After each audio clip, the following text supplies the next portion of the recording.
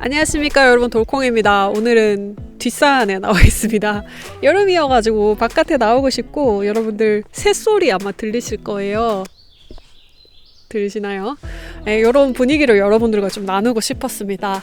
편안한 분위기에서 오늘 수다 떨듯이 2개 국어를 하면서 사는 삶에 대해서 이야기를 해보려고 합니다. 팟캐스트 듣듯이 편안하게 들어주시면 될 것 같습니다. 저는 2010년도에 미국에 왔습니다. 초중고 대학교를 한국에서 모두 마치고 대학원 공부를 하러 미국에 왔고요. 어린 시절에 대부분 그 언어를 배우는 시기를 당연히 한국에서 보냈고, 그렇기 때문에 한국어에 대한 느끼는 애틋함 같은 게 있어요. 그래서 한국어를 생각하면 가족, 그다음 엄마 같은 생각이 나고, 푸근하고 한국어의 아름다움을 한 번씩 이렇게 살면서 감탄하게 되는 때가 있잖아요. 책을 읽으면서 혹은 인터뷰를 들으면서 말이 이렇게 아름다울 수 있구나, 그런 감탄을 저도 하게 되는 부분이 있어요. 반면에 영어는 이제 제 전투복 같은 느낌인 거죠. 늘 갈고 닦아야 돼요. 왜냐하면 전투에 나가서 싸우려면 전투복이 이렇게 구멍이 있거나 전투복이 약해지면 안 되잖아요. 그래서 늘 이렇게 반질반질 준비가 된 상태로 닦아놔야 하고,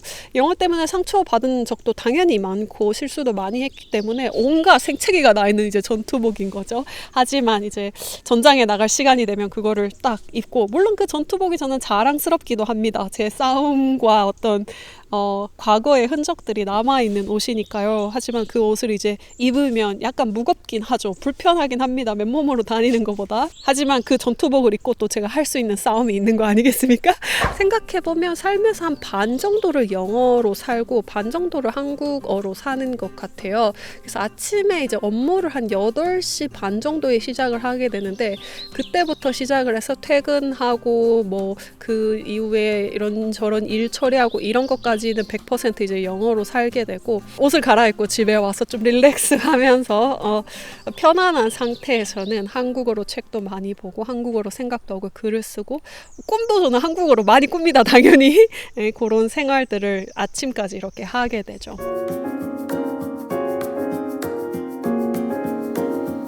아침에 일어나서 저는 저널링을 하는 걸 좋아합니다. 옛날에는 이제 일기 아침에 저널링 하는 것도 영어로 했던 시절이 있었어요. 왜 그랬냐? 영어를 잘해서, 영어가 더 편해서 그렇다기보다 이제 업무를 할 때 영어를 많이 쓰기 때문에 익숙하기도 하고, 영어에 대한 부담감이 크기 때문에 저널링이라도 영어로 해야 영어가 빨리 늘지 않겠는가, 이런 생각도 있었던 거죠. 그런데 요즘은 이제 한국어로 많이 쓰게 됩니다. 제가 저널링에 대한 콘텐츠는 뭐 이미 많이 만들었지만 요즘에도 꼭 확언이랑 감사함을 씁니다. 그리고 나서 글쓰기를 합니다. 글쓰기를 안 해도 되겠죠, 살면서. 그런데 글쓰기를 굳이 하는 이유는 저는 한국말이 참 좋아요. 그리고 한국말에 대해서 제가 느끼고 있는 그 어떤 미묘한, 민감한 그런 감각을 저는 평생 잃어버리고 싶지 않습니다. 그래서 한국어를 잘 아름답게 사용하고 싶고, 뭐 그렇게 거창하게 이야기하지 않더라도 한국어로 글을 쓰는 시간은 저에게 있어서는 굉장히 특별한 시간처럼 느껴집니다. 한국어 안에서 느낄 수 있는 어떤 자유함, 물론 글쓰기는 그럼에도 불구하고 어렵지만 느낄 수 있는 그런 푸근함, 자유함, 그런 것들이 있어요. 그래서 저한테는 크게 위로가 되는 시간이기도 합니다. 물론 생각을 정리하고 뭐 부수적으로 글을 쓰면서 느낄 수 있는 어떤 행복감도 있지만, 한국어를 사용해서 글을 쓴다는 것 자체를 저는 참 좋아하는 편이고요. 그래서 아침에 글을 쓰고 나면은 일단 운동을 합니다. 밖에 나가서. 저 같은 경우는 아침에 힘든 미팅들이 좀 많이 몰려 있는 경우가 많아요. 그래서 좀 부담스러운 발표를 해야 된다든지, 어려운 분들이랑 대화를 해야 된다든지, 제가 말을 많이 해야 된다든지, 이런 경우가 많아가지고 아침에 운동을 하는 게 크게 도움이 된다는 사실을 알았습니다. 이렇게 생각이 조금 명확하게, 머리가 맑아지는 그런 느낌이 들어서 저는 참 좋더라고요. 그래서 뭐 아침에는 마음이 아무래도 그래도 바쁘니까 짐에 간다거나 요가 스튜디오에 간다거나 그런 일은 할 수가 없고, 이제 동네를 좀 뛰죠. 열심히 뜁니다. 뭐 20분밖에 못 뛸 때도 있고, 뭐 30분, 35분을 뛸 때도 있고, 뭐 아주 장거리를 뛰지 못하지만, 그리고 운동을 하면서 영어 팟캐스트나 아니면은 음악 같은 것들을 많이 듣죠. 그러면서 모드를 조금씩 이렇게 전환을 해 나갑니다. 그리고 이제 들어와서 아침을 먹고 스무디 같은 걸로 간단하게 만들어서 먹고, 야채를 먹는 걸 까먹을 때가 있기 때문에, 그리고 저희 야채를 미친 듯이 좋아하지는 않기 때문에 아침에 스무디로 갈아먹고 책 읽는 다 했다. 내 할 일을 다 했다라는 대만감을 느끼곤 한답니다. 만두 씨는 야채를 아주 먹는 걸 좋아하기 때문에 굳이 이걸 안 마시더라고요.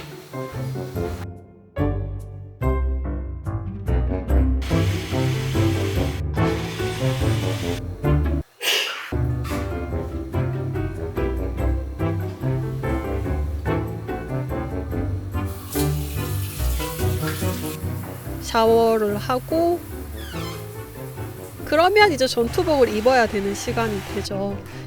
영어를 써야 되는 이제 시간이 다가오는 거예요. 물론 이걸 막 생활을 하면서 의식적으로 영어를 써야 되는 시간이 다가온다 이렇게 생각하지는 않습니다.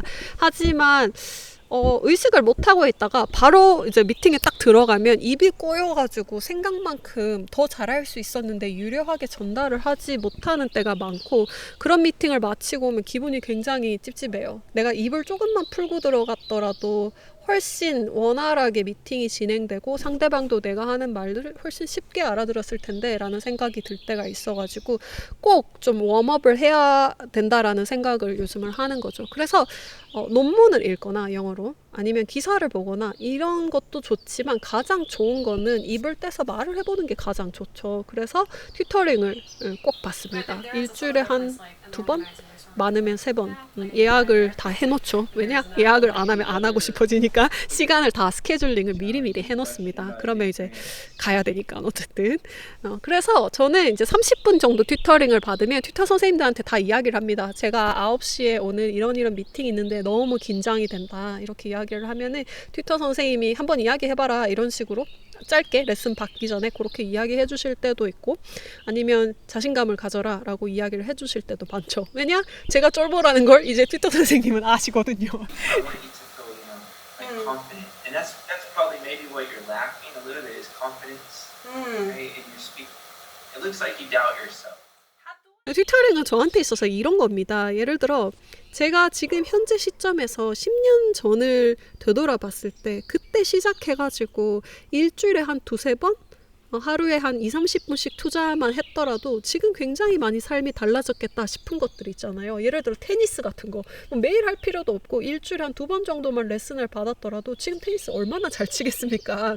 그렇게 생각을 하면 지금으로부터 다시 10년이 지나서 그 시점에서 지금을 되돌아봤을 때 지금 시작을 해서 일주일에 한 20분, 30분 정도 한두 번 정도 투자를 해서 꾸준히 했더라면 삶이 많이 달라졌을 텐데 싶은 게 뭐가 있을까라고 생각을 했을 때 저한테는 그게 영어 튜터링이었던 거죠. 그게 쌓이고 쌓여서 나쁜 버릇도 많이 고치고 오늘 하루 크게 달라지는 게 없더라도 나는 10년 뒤를 본다 이런 마음가짐으로 꾸준히 해나가는 거죠. 근데 또 선생님이랑 사실 수다 떨 때도 많아요. 그래서 많은 분들이 그런 질문 해주셨어요. 튜터링 받다 보니까 이렇게 선생님이랑 잡담 나누다가 끝나는 때도 많고 영어 실력이 잘 늘지 않는 것 같다. 저도 그런 기간들을 거쳤어요. 그리고 지금도 사실 마음이 게을러지면 그런 튜터링 세션을 보낼 때가 있는데, 제가 깨달은 것 중에 가장 중요한 게 있다면 튜터링은 약간 과외나 학원이랑은 달라요. 과외나 학원을 가면 선생님이 알아서 진도도 다 계획을 해가지고 다 이끌어주시고 나는 그냥 따라가면 되잖아요. 숙제 해오라는 거 해가고 선생님이 연습하라는 거 하고 이러면 되는데, 영어의 세계는 워낙 방대하다 보니까 튜터링을 받을 때 주도권을 내가 가지고 오는 게 저는 굉장히 중요하다고 생각했어요. 그래서 선생님한테 이거 연습하고 싶어요 라고 말씀을 드리고, 저는 그게 시제였던 적도 있었고 수일치 아직도 잘 못하기 때문에 왜 이렇게 복수 S를 붙이는 거는 안 쉬워지는 거야. 그런 거 연습하는 거, 그리고 최근에는 어휘, 그 다음에 발음 이런 것들 선생님한테 봐주세요 이렇게 하면 선생님이 어떻게 해주시냐면 어휘 같은 거 예를 들어서 clutter와 having a lot of things의 차이점을 나한테 영어로 설명해줘 이런 식으로 선생님이 말씀을 하십니다. Give me your explanation. What is the main difference between clutter and just having a lot of things? 그러면 일단 클러터의 뜻을 알아야 되고 그 차이점, 미묘한 차이점이죠. 그런 것들을 영어로 선생님한테 제가 풀어서 이야기를 할 수 있어야 돼요. 그러면 단어도 익히지만 내가 스피킹하는 연습도 되고 내가 생각하는 것들을 좀 정확하게 패러프레이징하는 연습도 되는 거죠. 영어가 불편하니까 생각이며 감정이 다 납작해지는 느낌이 있었어요. 어떤 거냐면 너무 행복해요. 그러면 나는 I'm happy. 조금 더 행복하면 I'm very happy. 진짜 잘하면 I'm extremely happy. 이것만 해도 너무 잘하는 거예요. 하지만 여전히 감정이 조금 납작해지는 그 happy라는 단어로 이게 다 표현되지 않는 감정이 남는 것 같은 느낌이 들 때가 있어요. 그런데 예를 들어서 내가 어휘의 풀이 조금 넓어져서 I'm elated, I'm delighted 혹은 I'm exhilarated 이런 이야기를 할 수 있다면 훨씬 좀 다채로운 영어 그 다음에 감정이 납작해지지 않는 생각이 납작해지지 않는 표현을 할 수가 있는 거죠. 그래서 어휘 공부를 이제 계속 하는데 튜터 선생님은 예를 들어 단어장을 이렇게 주시고 줄줄 외우세요 이렇게 말씀 안 하시고 비슷한 단어의 차이점을 영어로 말해달라. 제 전투복을 닦는 시간인 거죠. 그래서 생각도 이제 영어로 좀 전환을 하고 입도 풀고 이런 식으로 하면은 이제 영어로 업무를 할 준비가 됩니다.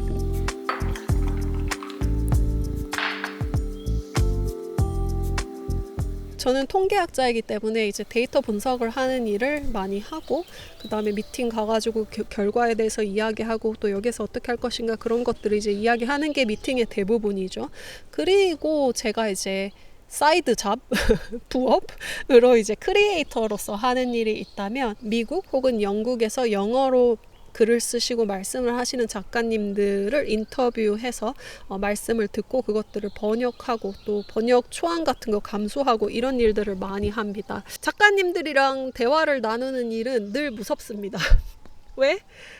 지적인 대화를 영어로 하는 건 쉽지 않아요. 그 분야마다 쓰는 어휘가 다 다르다 보니까 작가님의 세계의 언어를 제가 익혀서 가야 되는 것도 있어요. 예를 들어 심리학을 전공하신 분을 오늘 인터뷰를 해야 된다. 그럼 심리학적인 용어들을 제가 배우고 그런 용어들을 어떻게 쓰는지를 배워야 되잖아요. 그렇기 때문에 계속 이제 새로운 분야의 언어들을 배우고 그걸 자연스럽게 문장에 녹여가지고 쓰는 연습을 해야 하는 거죠. 그렇기 때문에 미리 이제 질문지를 준비를 해가지고 연습도 막 스트레스 받으면서 많이 하는 편입니다. The story was narrated by a little boy.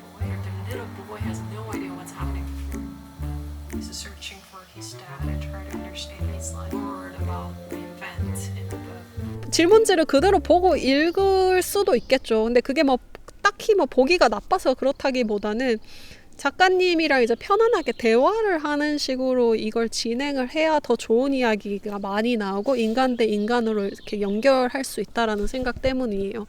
그걸 최대한 잘 하기 위해서 이제 뭐 그거를 머릿속에 이제 넣는 거죠. 문장을 그대로 외운다라기보다는 영어로 그 질문에 대한 생각을 계속 이제 할 수 있도록 머리를 굴려보는 훈련을 한다는 쪽이 가깝죠. 그리고 나서 인터뷰가 끝나면 그 클립을 편집을 해야 되잖아요. 제가 하거든요. 근데 그게 너무 괴로워요. 다시 돌아가서 그 인터뷰 클립을 보는 게. 당연히 작가님이 말씀하신 부분은 보고 또 볼 수 있습니다. 하지만 제가 질문하는 부분을 다시 가서 수없이 돌려보는 것은 너무나 고통스러운 일이에요. 왜냐? 실수들이 많이 보여요. 영어적인 실수들이. 수 일치 안 된 거, 시제 이상한 거, 말 더듬는 거, 그 다음에 이런 거 많이 쓴 부분 이런 것들을 보는 것들이 너무 괴로워요. 아주 힘들고 불편한 일이지만 한국어를 너무나 사랑하고 한국어로 글을 쓰는 일을 또 사랑하고 읽는 일을 좋아하는 사람으로서 그런 것들을 가지고 작가님들에게 다가가서 진솔한 대화를 듣고 또한 작가님의 말씀을 최대한 정확하고 또 작가님의 의도에 맞는 언어로 번역하는 일 그런 일들을 제가 좋아하는 것 같고 또한 잘할 수 있고 그 영역에서 제가 할 수 있는 일들이 있다라고 생각을 해서 계속 꾸준히 해나가고 싶은 마음은 드는 것 같습니다. 생각해보면 영어 공부를 하는 목적이 내가 뭐 영어를 해가지고 한국 사람들이 내가 영어 하는 걸 듣고 영어 좀 하는데 이런 이야기를 듣기 위해서 영어 공부를 하는 게 아니잖아요. 세상에는 한국어를 할 줄 모르는 사람들도 많이 있고 영어를 영어를 사용하는 사람들도 많이 있는데 그 사람들에게 다가가서 나로서 어떤 나라는 사람의 생각하는 방식, 느끼는 방식 그것들을 가지고 그 사람이랑 이야기를 하고 그 사람들에게 배우고 인간적으로 연결되고 이런 걸 잘 하기 위해서 영어를 공부하는 거잖아요. 그렇게 생각하다 보니까 막 혀를 굴려가지고 막 발음을 굉장히 막 있는 척 하면서 이야기하는 것보다 내 생각을 조금 더 정확하게 표현하는 것, 그러기 위해서 어휘를 늘리고 표현을 늘리고 상대방이 들었을 때 알아들을 수 있어야 하잖아요. 그러니까 정확하게 강세를 넣는 방법, 그 다음에 알아들을 수 있도록 정확하게 발음하는 방법, 이런 것들을 이제 연습을 하는 거죠. 그런 식으로 영어를 막 내가 잘한다라는 소리를 들으려고 공부를 하는 게 아니라 의사소통을 잘하고 내 의사표현, 감정을 정확하게 표현하기 위해서 하는 것이다 라고 생각을 하니까 조금 더 담백하게 진짜로 도움이 되는 공부를 할 수 있었던 것 같습니다.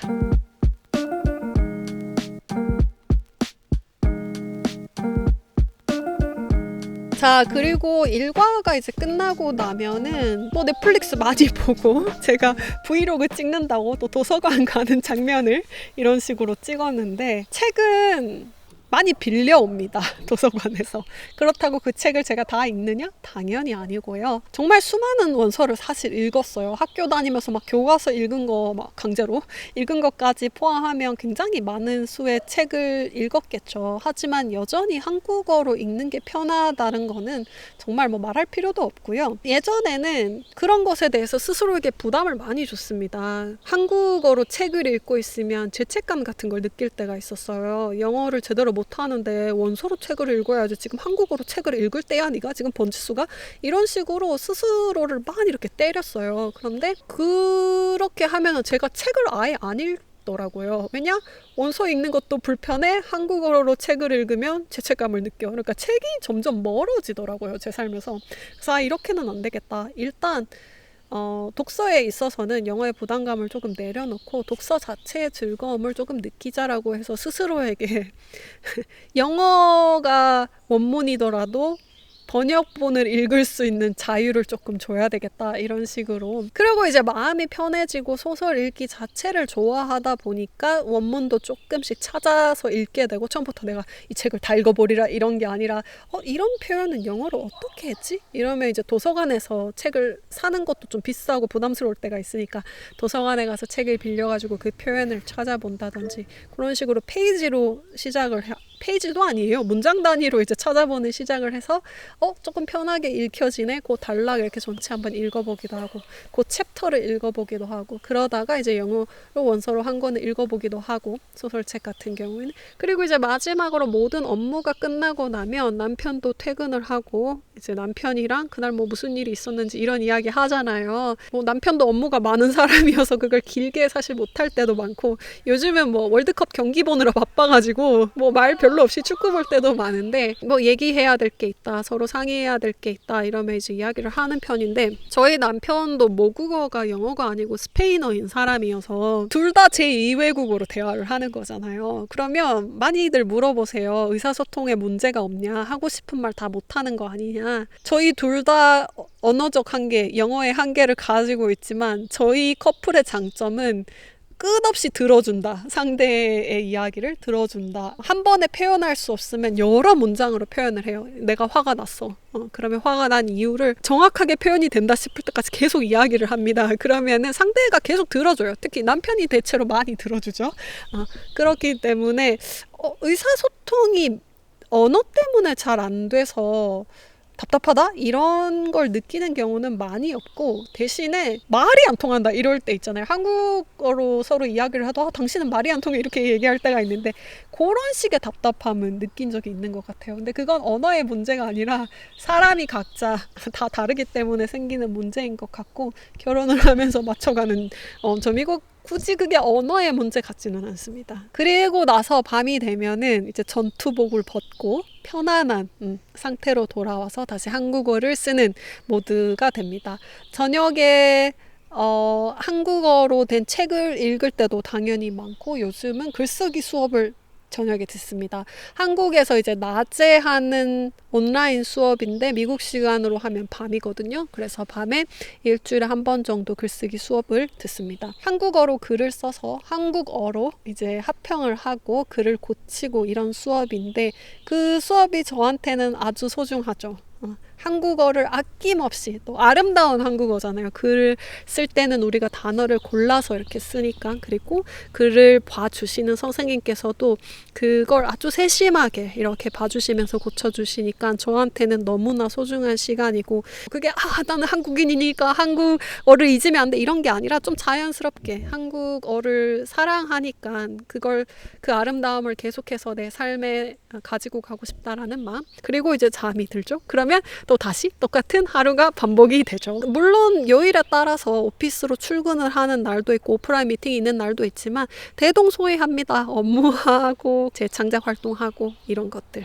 그렇게 살고 있습니다. 이왕 미국에 갔으니까 한국어 하지 말고 영어만 쓰면서 살아라, 이런 이야기 유학 초년생 때 많은 분들이 하셨어요. 물론 영어를 집중적으로 배워야 하는 시기에는 한국어를 최대한 적게 쓰려고 노력을 했던 적도 저는 있었던 것 같아요. 그런데 이제 미국에 온 지 시간이 많이 흐르고 더 이상은 단거리 경주가 아니고 이제 길게 삶 전체를 보고 살아야 하는 시기로 접어들었죠.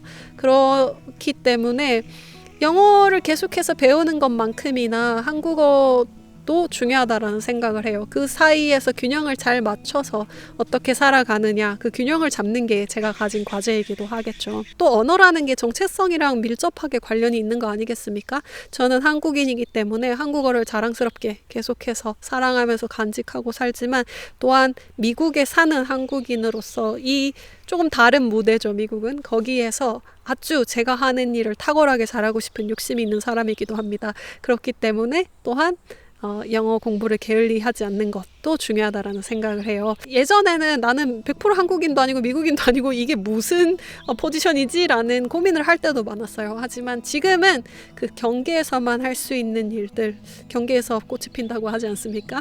거기에서만 할 수 있는 일이 분명히 있다라고 생각하고 그 일들을 제 최선을 다해서 열심히 해나가고 싶다라는 생각을 합니다. 영어 공부를 하는 데 있어서 가장 중요한 것이 무엇이냐, 딱 한 가지만 알려달라 라고 하시면 이 이야기를 별로 안 좋아하시겠지만 제 대답은 하나입니다. 계속 불편해야 한다. 불편함에 스스로를 계속 노출시켜라. 그게 뭐 발표일 수도 있고 면접일 수도 있고 인터뷰 저한테는 일 수도 있고 또 튜터링일 수도 있고 여러 가지 형태가 있을 텐데, 불편함을 잘 포착하고 그리고 실수를 하고 그게 아플 때마다 맞는 방향으로 가고 있구나 라고 생각을 하면 될 것 같습니다. 자, 여러분, 오늘의 이야기는 여기까지고요. 영상을 마무리하기 전에 오늘의 영상을 후원해 주신 캠블리를 소개합니다. 저는 캠블리 너무너무 오래 써왔습니다. 그래서 아주 자랑스러운 캠블리의 파트너이고요. 캠블리는 저처럼 영어 튜터링을 하고 싶으신 분들이 온라인으로 튜터 선생님을 찾고 레슨을 받을 수 있는 플랫폼입니다. 전 세계 190개국 이상에서 수백만 명의 학생과 선생님이 모이는 플랫폼이니까 그만큼 선택의 폭이 넓겠죠. 이 중에 나한테 맞는 튜터 선생님 한 분 없겠어? 라는 생각으로 부담 없이 레슨을 받은 후에 일단 잘 맞는 튜터 선생님을 찾고 나면 거기에서부터 영어 공부는 훨씬 수월하고 또 외롭지 않은 게 된다는 생각이에요. 내가 부족한 부분, 목표하는 것들을 선생님께 솔직하게 이야기를 하세요. 그러면 선생님과 함께 좀 명확하게 목표를 정할 수 있습니다. 그러고 나면 영어 공부가 좀 덜 막연해지고 거기서부터 조금 가벼운 마음으로 장기간 너무 지치지 않고 해나갈 수 있다고 생각합니다. 지금 캠블리에서는 연중 최대 할인 행사를 진행하고 있다고 해요. 최대 50%까지 플랜을 할인받으실 수 있고요. 특히 영어 공부를 좀 장기간 하실 계획을 가지고 계신 분들은 지금 12개월 플랜을 구독하시면 보너스 혜택으로 플랜을 3주 연장해 주신다고 하니까 확인해 보시면 좋을 것 같습니다. 6월 한정 프로모션이라고 해요. 마음이 동하시는 분들 시간이 많이 남지는 않았으니까 지금 움직이시면 좋을 것 같고요. 할인 코드를 고정 댓글에 넣어두겠습니다. 관심 있으신 분들은 이용해 주시기 바랍니다.